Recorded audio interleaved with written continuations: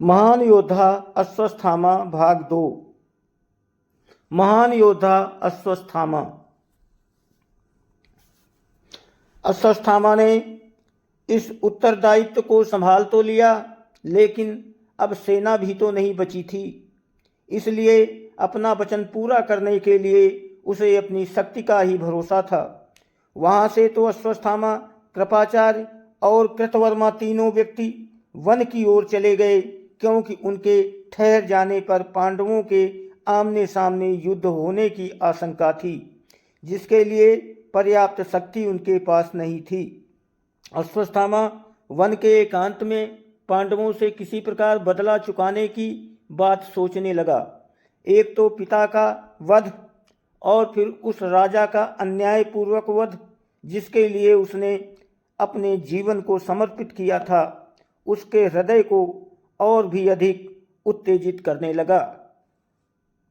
वो किसी प्रकार पांडवों का सर्वनाश कर डालना चाहता था, लेकिन इतनी शक्ति न होने के कारण कोई ठीक योजना नहीं बन पाती थी।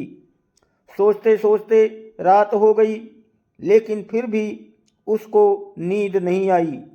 जब रात के 1-2 पहर निकल गए तो उसने देखा कि उसी बरगद के पेड़ पर, जिसके नीचे वो लेटा हुआ था, एक उल्लू आया और सोते हुए कौवों का शिकार करने लगा। कौवों के बीच कोलाहल मच गया, लेकिन उल्लू ने बहुत से कौवों को मार दिया। अश्वत्थामा ये सब कुछ देखता रहा। तभी उसके मस्तिष्क में एक विचार आया कि यदि वो पांडवों के आमने सामने आकर मुकाबला करेगा, तब तो वो उनको पराजित न कर सकेगा और न उनकी कोई विशेष हानि हो सकेगी। इसलिए जिस प्रकार अकेले उल्लू ने आकर नींद में असावधान कौवों को मार मार फेंक दिया है, उसी प्रकार यदि वो भी जाकर पांडवों का रात्रि के समय संहार करे तो उसकी प्रतिज्ञा पूर्ण हो सकती है। यद्यपि रात्रि में सोए हुए शत्रु पर आक्रमण करना युद्ध के नियमों का उल्लंघन पांडवों की ओर से देख चुका था, इसलिए उसने इनकी तनिक भी चिंता नहीं की और इसी प्रकार पांडवों को नष्ट करने का दृढ़ निश्चय कर लिया। प्रातःकाल उसने कृपाचार्य और कृतवर्मा को अपनी ये योजना बताई, लेकिन उन दोनों ने इसका विरोध किया। कृपाचार्य धर्म और नीच की बातें करने लगे। इस पर अश्वत्थामा को क्रोध आ गया और वो दोनों को बुरा भला कहने लगा। अंत में दोनों को उसकी बात माननी पड़ी। तीनों अपने विचारों में पूरी तरह दृढ़ होकर पांडवों के शिविर के पास आए। अश्वत्थामा एकाएक सोती हुई पांडव सेना पर टूट पड़ा। अनेक को उसने अपनी तलवार से मौत के घाट उतार दिया और जो घबराकर बाहर भागते थे उनको कृपाचार्य और कृतवर्मा मार डालते थे। इस प्रकार तीनों ने मिलकर बाहर और भीतर असंख्य योद्धाओं को मार डाला और इसके पश्चात शिविर में आग लगा दी, जिससे चारों ओर हाहाकार मच उठा। किसी प्रकार अश्वत्थामा ने अपने बाप के हत्यारे धृष्टद्युम्न को भी खोज लिया और उसका गला घोंटकर मार डाला।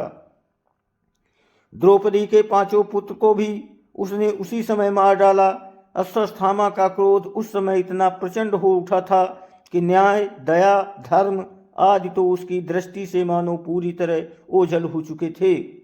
वो तो बर्बरता और निर्दयता का खेल खेल रहा था। उस समय 5 पांडव श्री कृष्ण और सात्यकी शिविर में नहीं थे।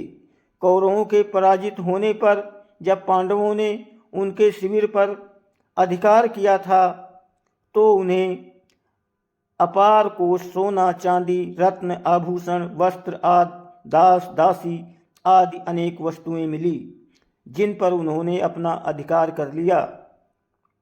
पूर्ण प्रसन्नता के साथ जब सभी शिविर में सोने के लिए जाने लगे, तो कृष्ण ने युधिष्ठिर से कहा कि हम लोगों को आज कल्याण कामना से शिविर के बाहर रहना चाहिए। इसी कारण से बच गए, नहीं तो पता नहीं महाभारत युद्ध का क्या अंत होता। लेकिन फिर भी रात्रि के समय जैसा हाहाकार इस समय अश्वत्थामा के उपद्रव के कारण हुआ वैसा पहले कभी नहीं हुआ। इसका कारण था कि सभी वीर अधिकतर तो युद्ध के नियमों का पालन करते ही थे, तभी तो संध्या काल समाप्त हो जाने पर कौरव पांडव एक दूसरे के शिविरों के भीतर जाते थे और पूर्ण सौहार्द के साथ बातें करते थे। फिर इस तरह चोर की तरह आक्रमण करना वीरता की गरिमा पर एक धब्बा है। क्षत्रिय कभी भी इस तरह शत्रु का संहार करके गर्व अनुभव नहीं करता। लेकिन अश्वत्थामा ने किसी प्रकार अपना बदला चुका लिया और ये भीषण हाहाकार मचाकर वो दुर्योधन के पास पहुंचा और कहने लगा, दुर्योधन, मैंने तुम्हारे प्रति किए अन्याय का बदला पांडवों से चुका लिया है। मैंने उनके शिविर में आग लगाकर उनका सर्वनाश कर डाला है। पांचों पांडव श्री कृष्ण सात्यकी तो अवश्य बच रहे हैं क्योंकि वे शिविर में नहीं थे। बाकी सभी को मैंने यमलोक पहुंचा दिया है। वीरवर, अब संतोष धारण करो। मनुष्य तो क्या, पशु और पक्षियों तक को मैंने शिविर में मार डाला है। पांडव अपनी विजय पर खुशियां मना रहे होंगे, लेकिन जब इस सर्वनाश की बात सुनेंगे तो वे अपनी सारी खुशी भूल जाएंगे। अश्वत्थामा की ये बात सुनकर दुर्योधन मानो असह्य पीड़ा की मूर्छा से जाग पड़ा। उसने अश्वत्थामा की प्रशंसा करते हुए कहा, वीर अश्वत्थामा, आज तुमने मेरी आत्मा को संतुष्ट किया है। तुमने वो काम किया है जिसे तुम्हारे पिता द्रोण, भीष्म पितामह, कर्ण आदि कोई भी महारथी नहीं कर पाए। पापी धृष्टद्युम्न को तुमने मार डाला। ये सुनकर मेरी छाती ठंडी पड़ गई है, क्योंकि उसी पापी ने गुरुदेव की अन्यायपूर्वक हत्या की थी। फिर उसके साथ शिखंडी को भी मारकर तुमने बड़ा ही श्रेष्ठ कार्य किया है, क्योंकि उसी को सामने करके तो अर्जुन ने पितामह को गिराया था। सच, मुझे अब अपनी पराजय पर तनिक भी खेद नहीं है। मैं पूर्ण सुखी होकर स्वर्गलोक को जाता हूँ। वीरवर, वहीं पर हम सब मिलेंगे। ये सुनकर दुर्योधन की श्वास रुक गई। अश्वत्थामा एक तरफ तो दुर्योधन के स्वर्गवास के कारण दुखी होने लगा, लेकिन दूसरी तरफ उसको आज एक असीम गर्व का अनुभव हो रहा था। वो सोच रहा था कि पिता की विक्षिप्त आत्मा आज शांत हो गई होगी, क्योंकि उसके बेटे ने अन्यायियों से बदला चुका लिया है। इधर द्रौपदी अपने पांचों पुत्रों के शवों को देखकर दुख के कारण पागल सी हो उठी। उसकी गोद एक रात में सूनी हो गई थी। कहाँ तो संध्या काल में दुर्योधन के धराशायी होने पर उसको अपनी पराजय का गर्व हो रहा था,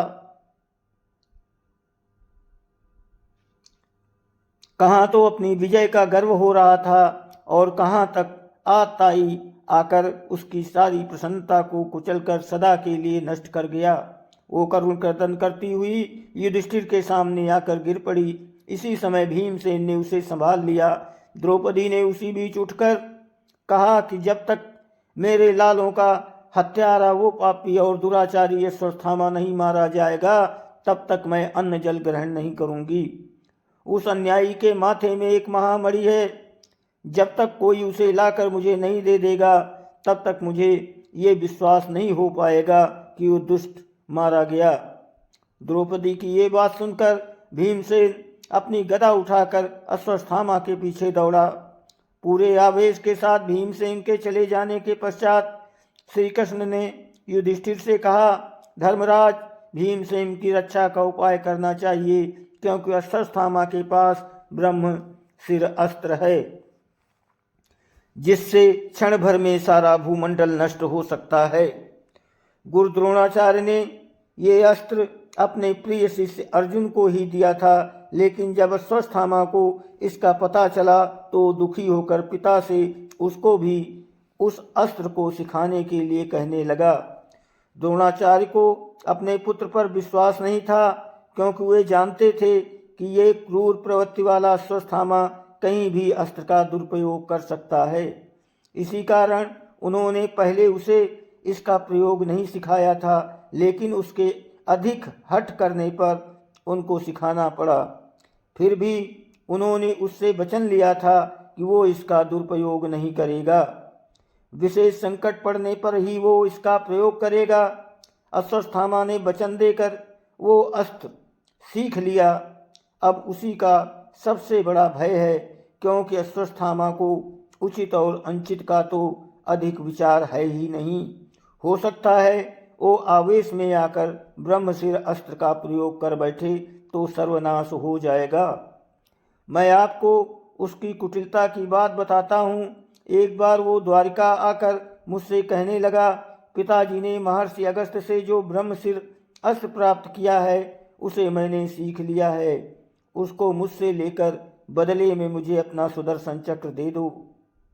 इस पर मैंने कहा, मुझे तुम्हारे ब्रह्मशिर अस्त्र की आवश्यकता नहीं है। मेरे धनुष, शक्ति, गदा और चक्र में से जिसकी भी तुम्हें आवश्यकता हो ले लो। सुदर्शन चक्र के 1000 लोहे के आरे थे। इस कारण अश्वत्थामा अपनी पूरी शक्ति लगाकर भी उसको उठा नहीं पाया। इससे वो पूरी तरह उदास होकर द्वारका से चला गया। स्वभाव से वो बड़ा क्रूर और निर्दयी है और धर्म तथा न्याय की भावनाओं का उसके हृदय में तनिक भी स्थान नहीं है। इसलिए मैं कहता हूँ कि भीमसेन की इस परिस्थिति में रक्षा करना आवश्यक है। श्रेष्ठ श्री कृष्ण की बात सुनकर युधिष्ठिर और अर्जुन ने मान ली और वे दोनों ही उनके साथ रथों पर आरूढ़ होकर चले। उन्होंने जाकर भीम को लौटाना चाहा, लेकिन भीम तो पवन के वेग से बढ़ रहा था। वो बढ़ता हुआ गंगा के किनारे पहुंच गया। वहां ऋषियों के बीच व्यास जी की बगल में अश्वत्थामा बैठा था। उसको देखते ही भीमसेन ने धनुष पर बाण चढ़ा लिया। उसी समय अर्जुन, युधिष्ठिर और कृष्ण भी वहां आ पहुंचे। अश्वत्थामा ने समझा कि ये मिलकर उसका वध करने के लिए आए हैं, इसलिए एक साथ आवेश में आकर उसने पास से ही एक सेंठा उखाड़ा और उस पर दिव्यास्त्र का प्रयोग किया। छोड़ते समय उसने अस्त्र को आज्ञा दी कि कोई भी पांडव जीवित नहीं बचना चाहिए। उस अस्त्र के छूटते ही प्रचंड अग्नि धधक उठी। ऐसा लगता था मानो ये तीनों लोकों को जलाकर क्षण भर में भस्मसात कर देगा। ये देखकर कृष्ण ने अर्जुन को इशारा किया, क्योंकि वही इस संकट से सबके प्राण बचा सकता था। गुरु द्रोणाचार्य ने इस अस्त्र को अर्जुन को भी तो सिखाया था। तब अर्जुन अपना गांडीव धनुष लेकर मैदान में कूद पड़ा और उसने अपने और अपने भाइयों के लिए स्वस्ति कहकर देवताओं और गुरुओं को प्रणाम और अस्त्र से ही अस्त्र का तेज शांत कर देने के लिए ब्रह्मशिर अस्त्र का प्रयोग किया। दोनों ओर से प्रचंड ज्वालाएं धधकती देख कर कोहराम मच उठा। जब अर्जुन ने दोनों महर्षियों के बीच में खड़े देखा तो तुरंत ही उसने अपने अस्त्र को शांत कर दिया और इसके साथ उसने क्षमा प्रार्थना की, लेकिन साथ में कहा, हे देव, मैं तो आपके सम्मान में अपना अस्त्र शांत कर चुका हूँ, लेकिन यदि अश्वत्थामा का अस्त्र शांत नहीं हुआ तो हमारा सर्वनाश निकट ही है। अब आप ही बताइए हमें क्या उपाय करना चाहिए। अश्वत्थामा अस्त्र को चलाना तो जानता था, लेकिन उसको लौटाने की विधि उसको मालूम नहीं थी। इसी कारण व्यास जी के कहने पर उसने कहा, हे महामुनि, मैं अस्त्र को नहीं लौटाऊंगा। मैं पांडवों का सर्वनाश देखना चाहता हूँ। ये बड़े अन्यायी, दुराचारी और पापी हैं। अश्वत्थामा के आवेश भरे शब्दों को सुनकर व्यास जी ने उसे बहुत कुछ समझाया और कहा, महामूर्ख मत बन अश्वत्थामा। देख, अर्जुन ने कभी तेरे प्राण लेने की कामना नहीं की। उन्होंने अपना अस्त्र शांत कर लिया है। इसलिए अपने हृदय की सारी कलुष भावना हटाकर अपना अस्त्र शांत कर दे। पांडवों का सर्वनाश तू क्यों चाहता है? क्या तू नहीं जानता कि जिस राज में दिव्य अस्त्र के द्वारा ब्रह्मशिर अस्त्र निष्फल किया जाता है, वहाँ 11 वर्ष तक पानी नहीं बरसता। यही कारण है कि अर्जुन समर्थ होते हुए भी तेरे अस्त्र को नष्ट नहीं करते। सभी का कल्याण सोचता हुआ तू अपने अस्त्र को शांत कर दे और तेरे मस्तक में जो मणि है उसे देकर युधिष्ठिर से समझौता कर ले। इस पर अश्वत्थामा बोला, हे महर्षि, ये मणि तो संसार में अद्वितीय है, कहीं भी इस प्रकार की मणि नहीं मिल सकती। अगर ये किसके पास हो तो शस्त्र, रोग, भूख, प्यास आदि की पीड़ा नहीं होती। देवता, राक्षस, नाग और चोर इत्यादि कोई भी किसी प्रकार नहीं सताता। आपकी आज्ञा का उल्लंघन मैं कभी नहीं कर सकता। ये मेरी मणि है, आप चाहे तो इसे युधिष्ठिर को दे दें, लेकिन मेरा ये प्रचंड अस्त्र तो उत्तरा के गर्भ पर जाकर अवश्य गिरेगा। अभी तो पांडवों का वंशधर पैदा होगा, मैं उसको नष्ट करके पांडवों के वंश और कुल को जड़ समेत नष्ट कर देना चाहता हूँ। व्यास जी अश्वत्थामा का ये क्रूर निश्चय सुनकर चुप पड़ गए, लेकिन श्री कृष्ण ने कहा, अश्वत्थामा, तुम्हारा दिव्य अस्त्र अपनी सारी शक्ति दिखा दे। गर्भ का बालक मृत रूप में ही पैदा होगा, किंतु फिर भी वो जीवित होकर 60 वर्ष तक राज्य करेगा और पांडवों की वंश परंपरा को आगे बढ़ाएगा। कौरव वंश के परिक्षण होने पर उसका जन्म होने के कारण उसका नाम परीक्षित रखा जाएगा। कृपाचार्य उसको धनुर्वेद की शिक्षा देंगे। लेकिन अश्वत्थामा, तुम्हें इस निर्दयता और अमानुषिकता का पूरा पूरा दंड भरना पड़ेगा।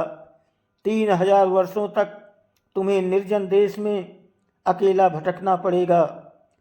कोई तुमसे नहीं बोलेगा, तुम्हारी देह से पीप और रक्त की दुर्गंध निकला करेगी। तुमको कोढ़ और अनेक तरह की व्याधियां हो जाएंगी, जिसके कारण तुम्हारा जीवन निरंतर एक अभिशाप बनकर रहेगा। श्री कृष्ण की बात अटल थी। अश्वत्थामा को दैव ने यही दंड दिया। मणि उससे छीन ली जाती है। द्रौपदी को अश्वत्थामा पर बड़ा आक्रोश था। वो उससे अपने पुत्रों के वध का बदला चुकाना चाहती थी और इसी प्रकार भीमसेन भी पूरी तरह क्रोध युक्त होकर उसका वध करना चाहता था।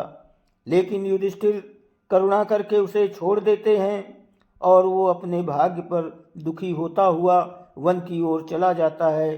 कहते हैं उसको अमरता प्राप्त थी, इसलिए आज भी कहीं कहीं ये विश्वास प्रचलित है कि अश्वत्थामा एक दीन भिखारी सा रूप धारण करके नगर के भीतर आता है, लेकिन कोई उसे पहचान नहीं पाता।